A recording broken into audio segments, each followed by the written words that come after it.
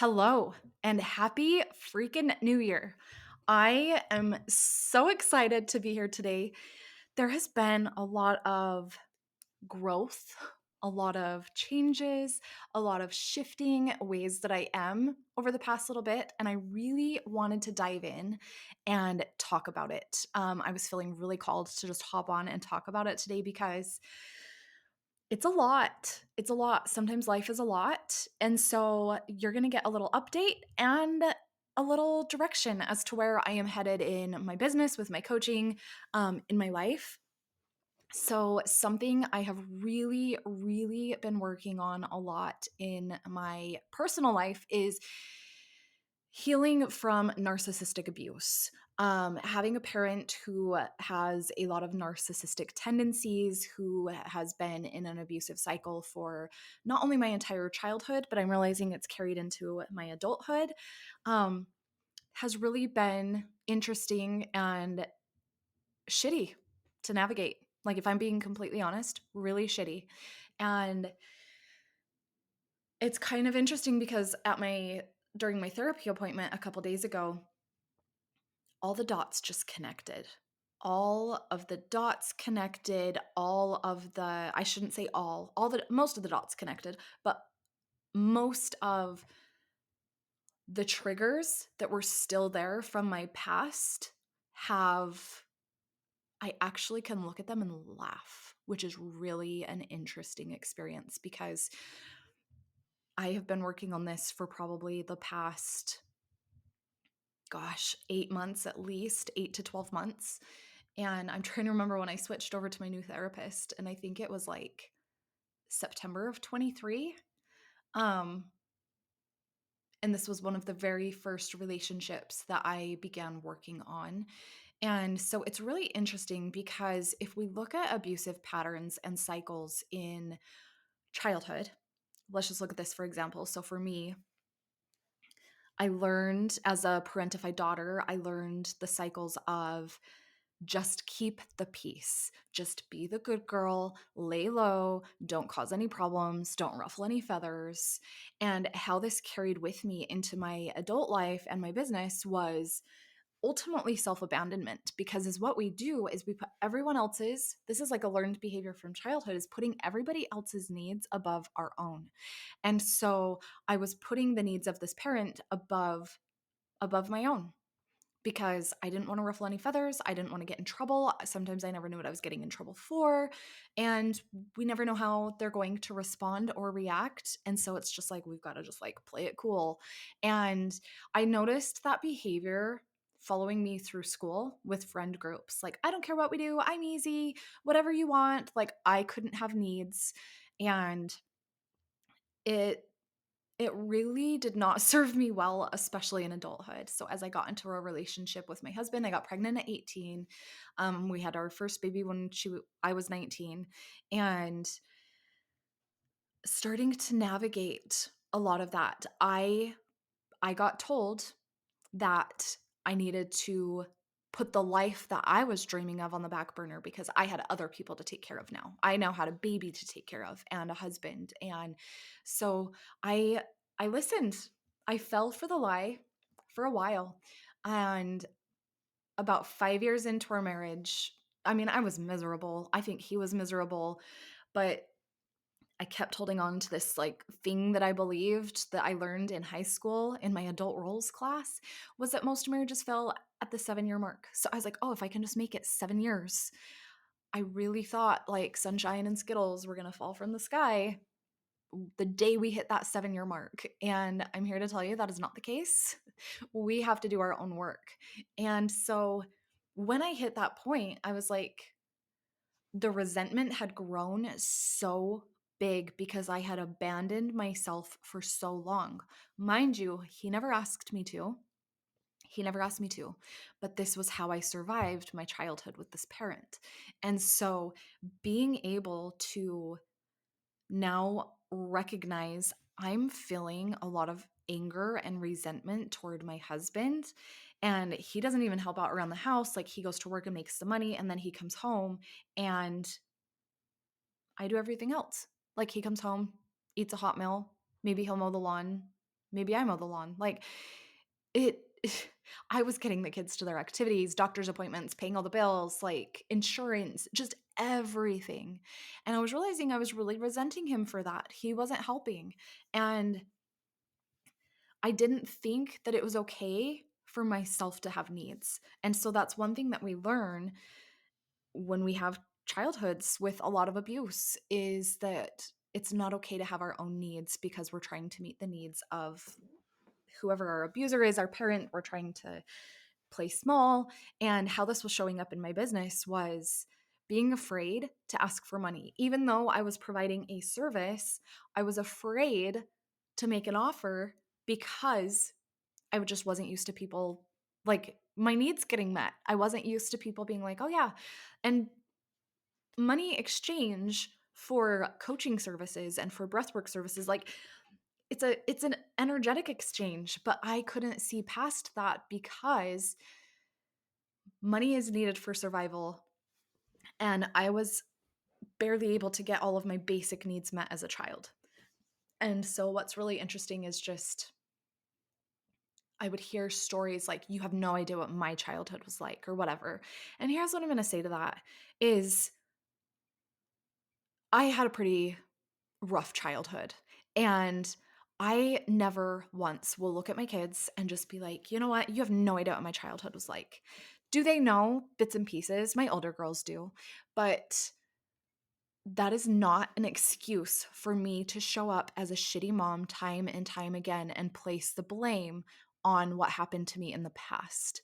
I am choosing to do the work. I do breath work. I have a therapist. I have a coach. I am choosing to show up and do the work. And the emotional chains that I have been able to break free from has been incredible. Recording this podcast episode is actually a huge step for me. I know this parent doesn't listen to my podcast very often, but it has felt very scary for me to be able to talk about the abuse. It has taken me a really long time to just call it abuse, period. I did not look at myself as a victim. I didn't want to look at myself as being abused because that just kind of made me feel like this, I don't know, abused little puppy. And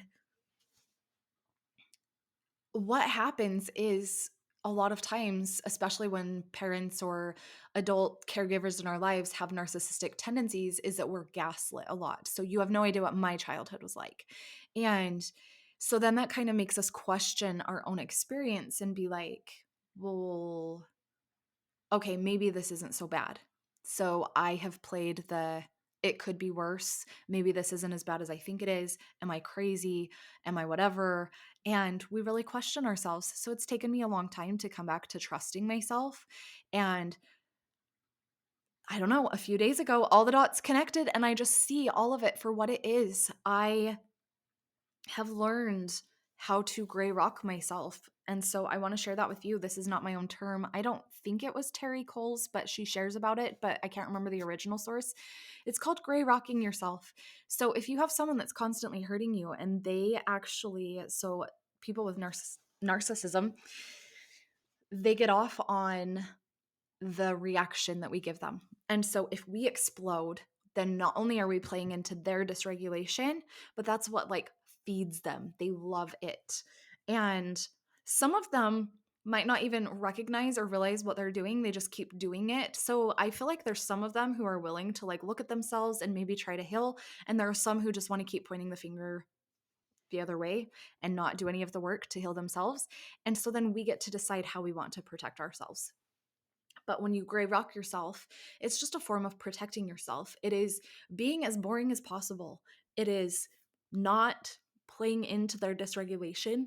It is not sharing any big things about your life. I stopped doing this quite a while ago.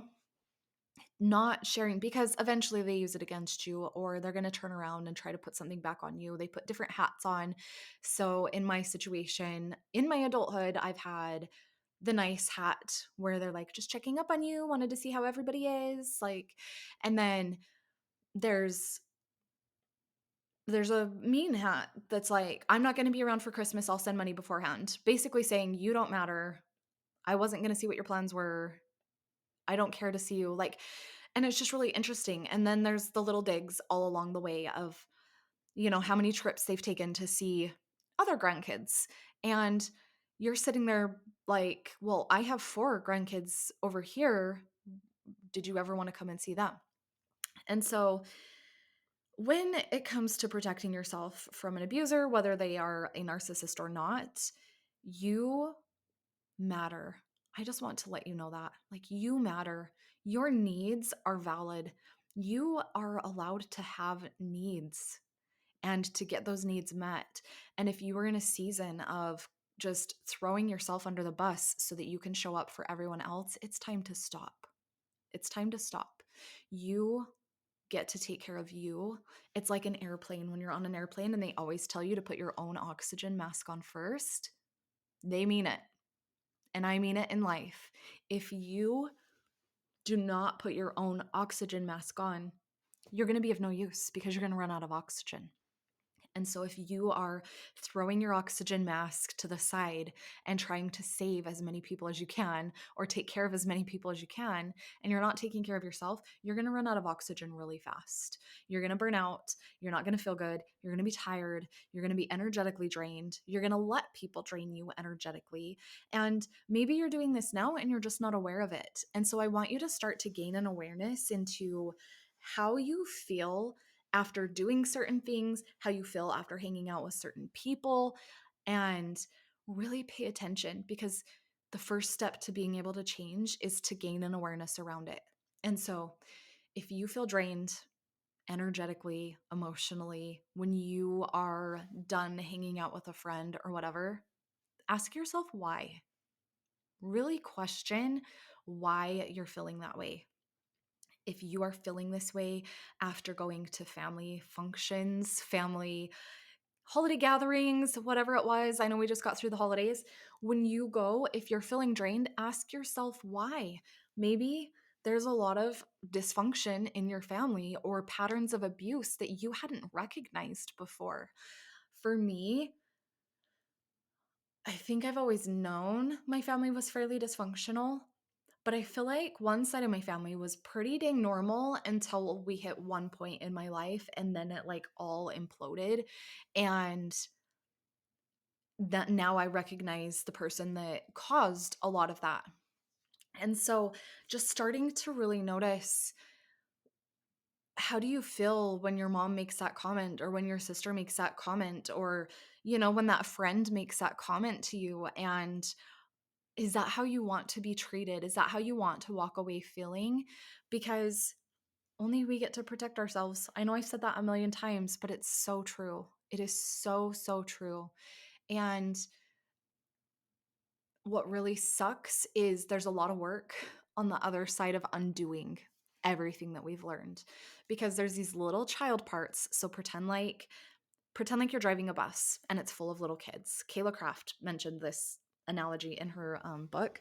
And so pretend like you are driving a bus and it's full of all these small toddlers, and all of these toddlers are wounded parts of you in childhood and growing up, and they didn't know how to heal. They just learned how to survive in the environment that they needed to survive in.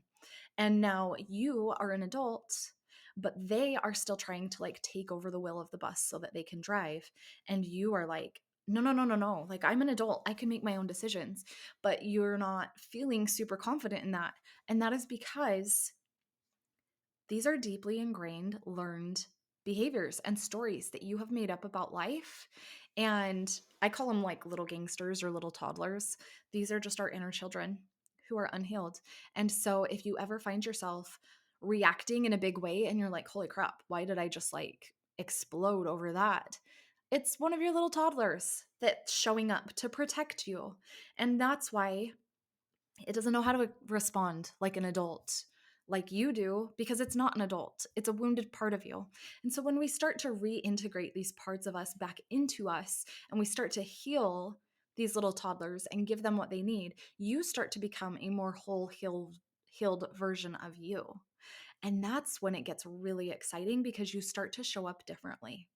And so I had noticed through coming up on the holiday season last year that I was no longer available for the vibe of falling back into the patterns of abuse, the cycles of dysfunction, the I'm going to put my nice hat on to get in your good graces. And then when you're least expecting it, I'm going to explode over something like maybe an Instagram post that you put up and that I don't agree with, or whatever. Or I'm going to call the family and try to get them on my side so that maybe so and so will call you and let you know that this isn't okay behavior or whatever it is, right?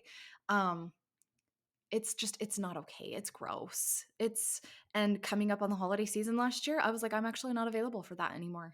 And I was able to, it really sucks because a lot of times narcissistic personality types will make things about them. And so, and they're not able to empathize.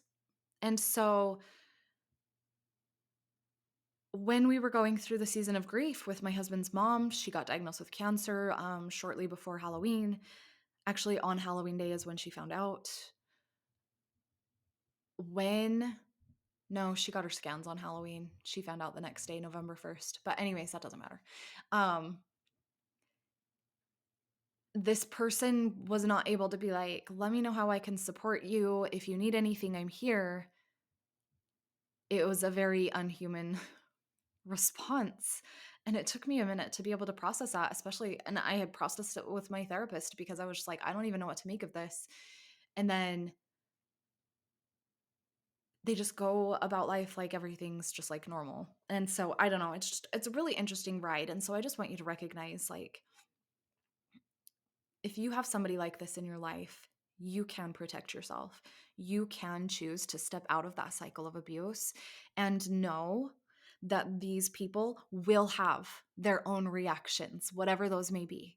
But when you get to stand firmly on your ground, this is what I coach a lot of my clients on, is becoming firm within themselves with who they are and how they want to show up, so that when these people decide to make these comments or digs at us, we are so strong and firm in our foundation and our decisions that we have made, just rolls off our shoulder. Like it just it rolls off our shoulder because it doesn't matter. It doesn't matter. We're not falling back into those patterns of abuse and allowing ourselves to be hurt anymore, because ultimately when we abandon ourselves, we're only hurting ourselves. And so I just wanted to share that with you today. I definitely, it's a lot. It's like, I don't know, kind of making me pee my pants talking about it, because I haven't talked about it as much as directly as I have on this episode. Um, and this is really the direction that my coaching business took a turn to at the very end of last year, was coaching moms on breaking free from the emotional chains holding you back. Because ultimately in childhood, these are emotional chains that get put on us. And this is why we end up shooting all over ourselves, and we're afraid to step out of the box and do life our way and do mom our way. And we're afraid of how that other person is going to respond or react, or the comments they're going to make. And when we realize that that no longer matters, and we're able to validate ourselves, and we're able to stand firmly on the foundation that we build for ourselves, we become emotionally free. And I am going to tell you, it will probably never be 100%. I don't want to say that because it could. I think it could. But to be as emotionally free as I feel in this moment, in this phase of my life, is incredible. And I just want to leave you with one quote that, I don't know if it's really a quote, but it's like something that my coach said to me a couple weeks ago. And it was, I want you to imagine if you took all of the energy that you are spending on worrying about how this person's going to respond, what their reaction to this is going to be, um, what they're going to come up with next, or whatever, and you took that energy and you put it into the people that you love, the people that are here for you, the people that support you, into your kids, into your partner, into your friends that you choose to show up for, how would that feel? And I was like, oh my gosh, that would feel incredible. And so, something that I have really been proud of myself for being able to do is I can have these conversations and then a week later I can implement. Like within a week, I have like implemented. And so that energy I was pouring into this other person, worrying about how they were going to respond, I don't care. I actually don't care how they're going to respond because I am no longer available for the vibe of hurting myself. And that is what we are here to do in this life. We are here to heal. And if you have been through something, if you've been through shit, if you're in a season of grief, if you have been abused, whatever it is, you can free yourself. You can heal and become who you desire to become. Because again, having a shitty childhood is not an excuse to be a bad mom. And I feel like if you're here, you're probably doing some work on yourself because if you didn't care, you probably wouldn't be listening to a podcast. But I just want you to know change can happen. You can break free from those emotional chains. This is what I coach my clients on all the time, breaking free from the emotional chains, setting energetic boundaries, and setting hard boundaries with the people that we need to set hard boundaries with. And standing so firm in all of the decisions that you're making in your life feels incredible. And that is what I want for you. So, if you are in a season or if you're like, oh my gosh, I'm recognizing some of these patterns within myself, I've got you. Reach out to me. You can find me on Instagram at its.amandaclark. And I am here to help you. I am here to help you break through free. I'm here to help you break free from the emotional chains of childhood so that you can create a life you love with kids in tow and show up as the mom that you desire to be. And I want you to wake up excited for your day every single day, even through the ups and the downs, being able to wake up and just know that your life is yours, that you're no longer living someone else's expectations. You are living what you choose. That is key. And I will talk to you next time.